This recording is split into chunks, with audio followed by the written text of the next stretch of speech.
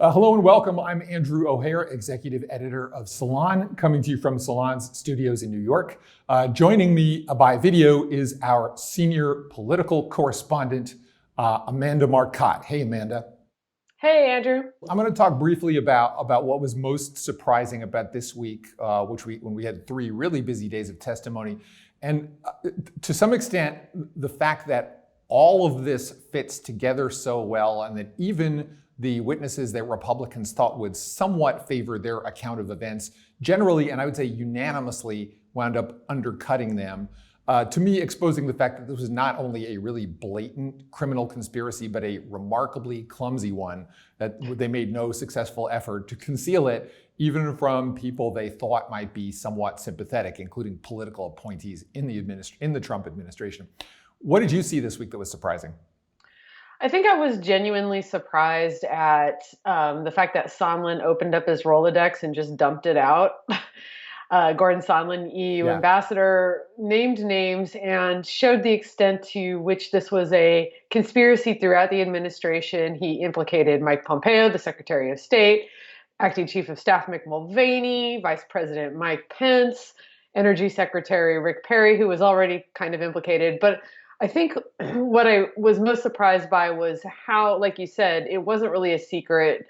Trump basically involved everyone in on it. And it seems nobody, until they started hitting career diplomats, had a problem with it. I am very surprised that Democrats appear to be pushing towards shutting down the inquiry now and having an impeachment vote in the middle of December, given what you just said, which is that all these other people have been implicated. No, Mike Pompeo and Mike Pence are not going to testify, but there are plenty of other people who could, including, John Bolton, who has said that he will do it if the Democrats can get a court order, and has also hinted that he knows stuff that other people don't know, given how closely he worked with the president. What's your feeling about the dynamic between quitting now and holding a vote in December, or actually extending this process? I mean, I agree with you that they need to extend it just simply to build on the information that came out that was surprising. But I also think it might be politically beneficial for the Democrats to not try to wrap this up quickly, but to draw this out. Because I have the very strong impression that Mitch McConnell is going to, if he thinks it benefits him, draw the Senate trial out as long as possible to pull presidential candidates off the trail. And so the longer that I think that House Democrats can kind of put that off until they've put it off so far into the future that McConnell has to do a faster Senate trial so that his own senators can campaign, I think the better. Yeah, I think you're probably right that it's advantageous to the Democrats politically, but setting that aside, I also think it's in moral and historical terms, I think it's just really important to get this stuff on the record. I mean, this is one of the greatest political scandals in American history, basically everything about this presidency.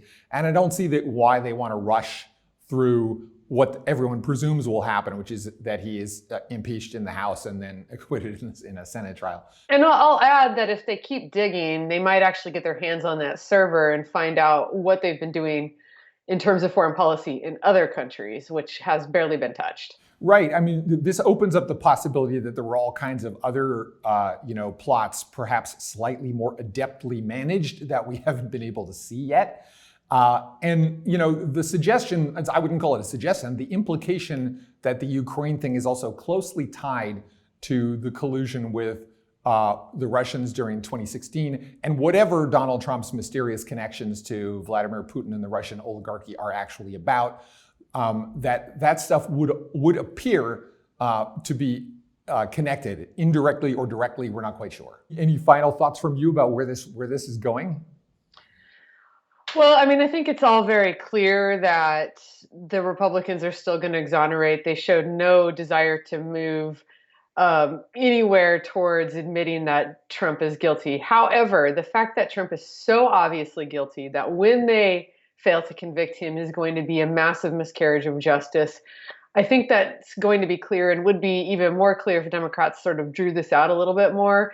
And I think that it might actually have surprisingly long-term political implications for 2020 at this point. I know that the polls aren't showing that now, but I think this has to sink in with people a little bit more.